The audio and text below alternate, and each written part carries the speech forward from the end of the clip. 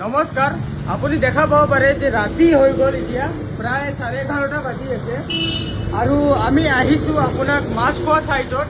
আৰু মাছখোৱা চাইটত বহুত এমাৰ্জেঞ্চিত আমি এটা মেডিকেল ফাৰ্মাচী বনাব লাগে।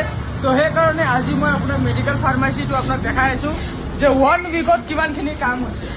1 উইকত আমাৰ ফল চিলিং যোনটো আপোনাৰ চাব পাৰে প্ৰফাইল লাইটৰ ফল চিলিং সেইটো কমপ্লিট হৈ গৈছে আৰু লেফ্ট হেণ্ড চাইড আৰু ৰাইট হেণ্ড চাইডৰ গোটেই যোনটো আপোনাৰ মেডিচিন ৰেকবিলাক থাকে সেইটো কমপ্লিট হৈ গ'ল। অনলি ইয়াত কালিৰ পৰা কাউণ্টাৰ বনোৱা হ'ব আৰু মাজত এটা আইলেণ্ড বনোৱা হ'ব।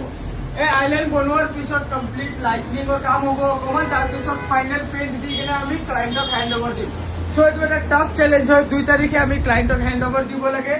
এইটো চাইড হ'ল আমাৰ মাছখোৱাত মেডিকেল ফাৰ্মাচী এটা বনি আছে, গুলশান ফাৰ্মাচী বুলি।